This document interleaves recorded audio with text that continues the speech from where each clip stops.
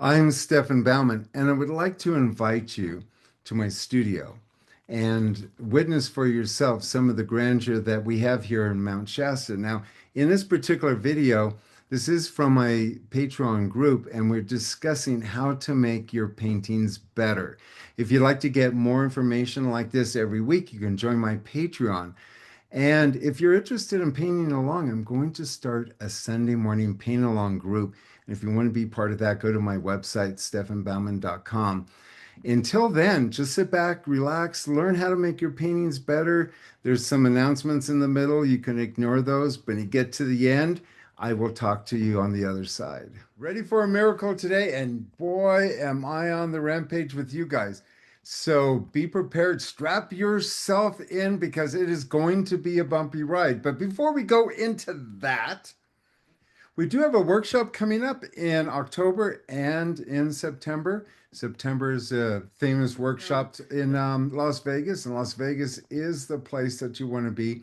A lot of people go, I don't want to go to Vegas. I just hate Vegas.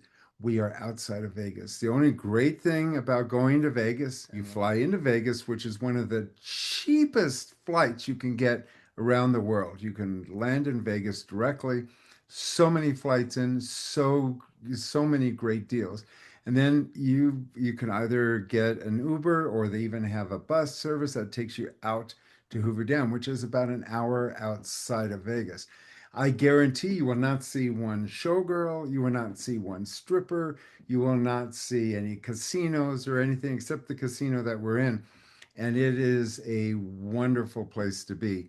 While we are there at the casino, the goats come out of the hills and eat around the parking lot. That's just how far out of Vegas we are. The scenery is absolutely stunning. There's only one reason why I would have a workshop there, and it's because it is the perfect place. And not only that, we have access to a real comfortable, the rooms are beautiful for the price. If you're not doing it in Vegas, baby, you're not doing it. So that is definitely something that you might want to consider. And then, of course, we have the Mount Shasta workshops, which we have every year, every fall and spring. And you can go to my website and get information on that. We are transforming this real estate into a mecca for painters, and we definitely want you to consider coming to our place here. And we're going to access the Quiller Wheel through the ultimate plein air book that I wrote. Wait, you wrote a book? I wrote a book, yeah, believe it or not. Son of a 400 gun. pages, 500 illustrations. I was talking to a professional artist who's been painting for 40 years this morning, and he said, oh my God, if I had this book when I was beginning painting and throughout the years, I I would be at a different place. I mean, I would be through the hemisphere. So we refer to the Quiller wheel quite a bit. Stephen Quiller is a colleague of mine, and I included him in the book because, so this is the Quiller wheel. Oh, color is a simple thing. It really is in the gauge of learning how to paint, it's way down there. Everybody's like, oh, but my colors. And it's like, nope, colors, sorry. Yeah, colors, when you squint your eyes, go away and value become more important. To understand value and color together, you talk about temperature. And temperature is the big secret that really nobody really discusses. And you can go through thousands of videos on YouTube, and it's quite extraordinary that we're like one of the few people that really take it on. One of my students went to the Tell You Right plein air thing, and she showed me all these photographs of all these artists working with humongous palettes, and she was saying the same thing. She goes, "Why is it that all these people have all these colors out, and I only got a few?" And I went like, well, let's take a look at their paintings. And so I literally, over their shoulder, went and took snapshots of all these artists' paintings and then all their palettes. And so I went through and said, look at his palette, look at his painting, look at his palette, look at his painting. And all these artists had, various degrees of complicated palettes. Some of the palettes had 30 colors on them, and I kid you not. I mean, wow. But then I looked at all their paintings, and guess what?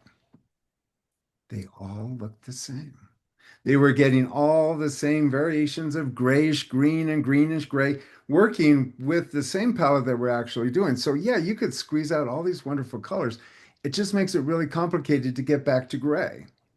But you can play around with it and guess it, but it makes the art making more complicated. So when we're dealing with what I teach is I teach, understanding that everything in the world is a variation of gray, and that gray can be actually created out of a limited palette, very few colors. As we introduce a color in, we actually see it does it benefit or doesn't. Or are we still trying to make the same color using four different colors? And this is the problem where art becomes confusing. If you understand values and you understand that everything's a variation, think of everything as like a black and white photo. Okay, and understanding the grays and the blacks, we can tell if the car is red just by its value. We can tell if it's a yellow car. And black and white, if we look at a yellow car and we look at a blue car and we look at a red car, we can actually see the color that it is purely by values. So if we take the color out of it and we just look at it as a value sketch, we can start seeing actually what's important because we can actually see the highlights and shadows in their raw form. So when we get to a point where we understand value and then we understand that color is the addition to value to make things a little more colorful, then now what we're talking about now is taking that to the next level. So you're talking about pure cadmium orange, pure yellow, pure dioxide purple, all these colors in here. And it's like, whoa, not always a good idea because what happens is that when the color goes beyond the value scale and goes into something else, the viewers are sometimes confronted with all that. And we could actually then start talking about color being part of abstract art. So we actually are taking the colors that we see, like an orange, which is really not orange except for a little tiny part, and infuse it with color. Now, the problem that we have with beginning artists is that they think a little bit is everything. So when I ask, okay, so the transition color, remember the mother color, the base color of a lemon is in the transition. And so if I say a lemon is yellow, all of a sudden the artist just dives in and paints the entire lemon yellow, and when it's not, and then it becomes way too much. Now that could be a contemporary interpretation, which is an entirely different conversation. And then you have to ask yourself, do I really want color to be bigger and more important than the actual representation of an object? And those are personal choices. So should you be painting in bolder, brighter, magnificent colors? Absolutely yes. Paint companies make their money off of the naivete. So if they go, oh, here is bizarro blue, extreme, and you buy it for $34 and you go, wow, what a great color. It's not really useful if you're trying to be, a more traditional painter. In abstract, yeah, you can put that all over your body naked and slide across a canvas. Yoo-hoo, we're happy. But that's not really using color as a way of conversation. And really the basic concept of painting. And this is actually where it's amazing how the world works itself. Is that I was actually going to say, so what is it that we're doing? What is painting? And painting is basically communication. It's having an idea, a spark, a thing. And without using language to describe it, you're using visual keys, visual, and color is part of that language. I'm Stefan Baumann, and I would love to introduce you to a new book that I just wrote on plein air painting. After 40 years, I finally sat down with one of the best authors that I could possibly imagine for this project and put together everything I know about painting outdoors. And this isn't just an outdoor painting book. No, these are techniques that you can bring into the studio, and they apply to watercolors, acrylics, gouache, and oil. You will be amazed at what you will learn with every turn of the page, every paragraph. We have worked through my videos, my information, my books, my blogs, and brought it all together. And over 2 years of editing, we brought it down to just the facts. This painting book has over 400 pages and almost 500 illustrations. If you see my videos and if you read my blog and you follow me on YouTube, you know that there's a lot of information. There's a lot of things you don't know that you don't know. I'm amazed at the quality of this book, the pages. It's a field guide. It's a book that you would take outdoors with you and paint on location. It's been organized so you could find your way through my keys. This book explains 40 years of teaching and knowledge one-on-one. All the information that I possibly know about painting is in this book. So run, don't walk, and order this book today. Get this book. It's awesome. It is really, really crucial if you're going to be a serious painter and you want to market yourself, and this is the marketing section of Patreon group, is that you really need to ask yourself, what am I doing? You know, you can't market yourself just because you have a good idea to market and you push it out there. You still have to have quality of work. And the work that I want to see from my students, I mean, my expectation's huge. You know, I want all of you to try harder, work harder. Just to take a look at something that is already, kind of a variation of what you've done before. Yeah, okay, it's a good idea, but could you bring more into it? Could you think it further? Could you bring more color into it? Could you bring more shadows and highlights? How important is this particular piece to you? How do you present it? I just think if you're always trying to raise the bar and you can't help but get better. But if you're just kind of looking to get something done, that's not very powerful. I think you've always got to bring a twist. Yeah, you saw in the book club, I had the painting of a buck. And a couple of people around me said, "Well, you're not just going to put that buck on the edge of a cliff again, are you?" And that's what they see, because that's kind of what I like. I like that tension in a painting, or that grandeur, something appearing, rather than having it sit in a field with its head down and all we see is antlers and a sawhorse. It's like I'm always trying to push that envelope. How can I get it better? And it makes it harder. And I mess up a lot of paintings in that process. In fact, when I finally get the painting to work, I get bored. The last part of the painting, when people are striving to get to that point, is when I get my garage is filled with three-quarters done on paintings. I mean, really, I get bored with a painting once I've figured it out. And some people are like, I just want to figure out my painting so I can paint. But for me, it's always that challenge, and once I kind of, yeah, I can see it there. The rest of it is just work. It's like, laying tile or something. It just really doesn't interest me that much. It's that possibility of what I can do. And I really don't feel that a lot of you are really working at that point. The, like I said, one of my students that I talked to today, he's been painting for many, many years. And his paintings are gorgeous. I mean, if I showed you his work, you'd sit there and go, ah, that's where I want to be. And he's there, and there's more to it. There's more to it. It's like, what can I do to make it more interesting, more grander, more. Watch my video on how I started painting, thinking about working on eye magnets and trying to put things in. It's part of the development or composition. If you were a music writer, if you wrote songs and operas, you would have an armature and you would build on top of that armature and you build on top of that armature. The armature is like an idea or a hypothesis. And so this is where you want to go with it. But in the process, you add more choir, more music, more trumpets, more drums. You keep building and building, and you create something that is super extraordinary. And you don't have to make every painting extraordinary. You can just enjoy the process of painting. But so are hundreds of thousands of other artists out there reaching for the perfect swan dive on a low diving board. If you want to get a gold medal in the Olympics, you have to do a perfect swan dive off the diving board that's really high.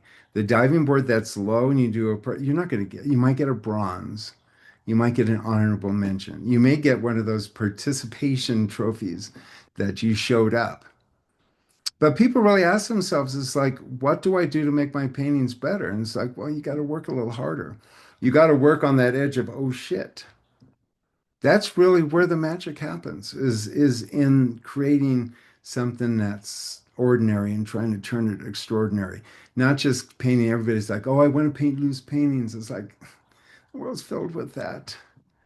Loose paintings with gorgeous lighting, great, but what else? The relationship that you have with your painting is what you're trying to push on. And my goal with painting is to touch, move, and inspire millions of people. It has nothing to do with me, but how I can move other people.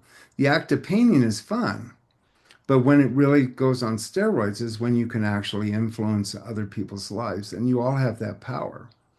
And you all don't realize that. And my whole being of who I am is based on a painting that I saw when I was 12. And I wasn't saying to myself, oh, I want to paint like that artist. He had moved me so much that I wanted the power to be able to give that gift to others. I wanted to be the source that people like yourselves are inspired so much that you want to make yourself as good of an artist as that.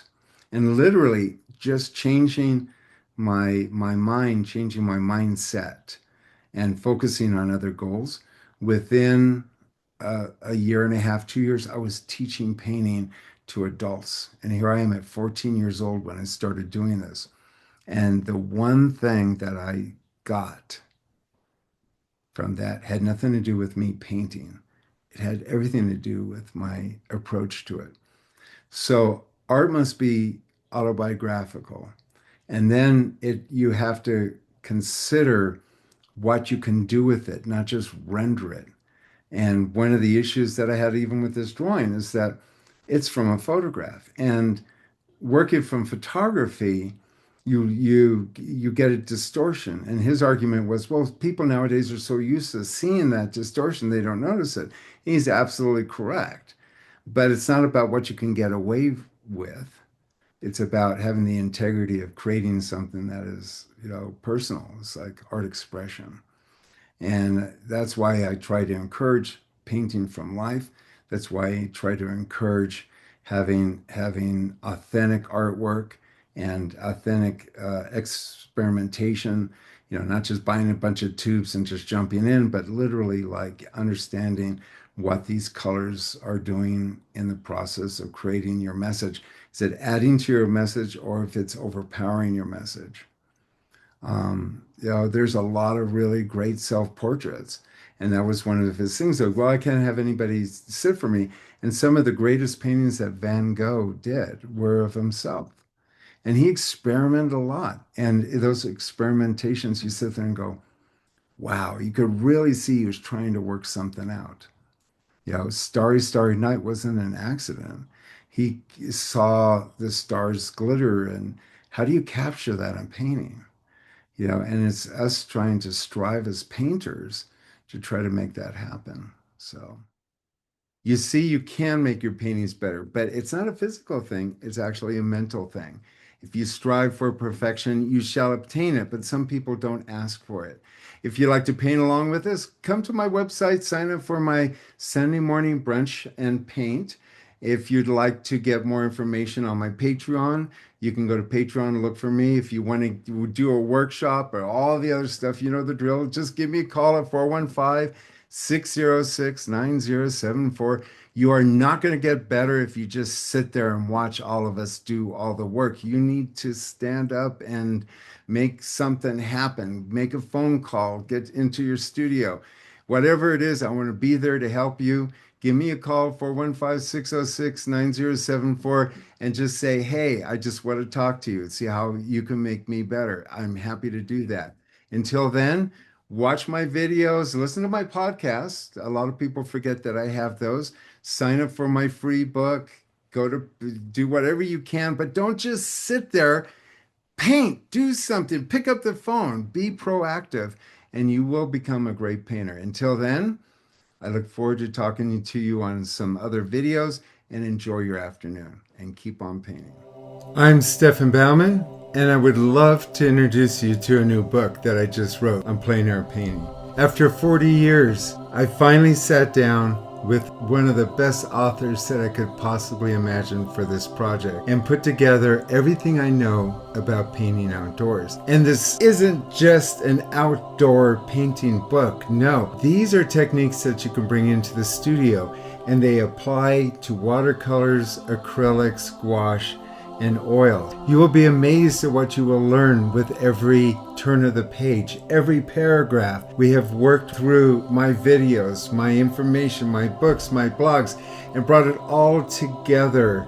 And over 2 years of editing, we brought it down to just the facts. This painting book has over 400 pages and almost 500 illustrations. If you see my videos and if you read my blog and you follow me on YouTube, you know that there's a lot of information. There's a lot of things you don't know that you don't know. I'm amazed at the quality of this book, the pages. It's a field guide. It's a book that you would take outdoors with you and paint on location. It's been organized so you could find your way through my keys. This book explains 40 years of teaching and knowledge one-on-one. All the information that I possibly know about painting is in this book. So run, don't walk, and order this book today. Get this book. It's awesome.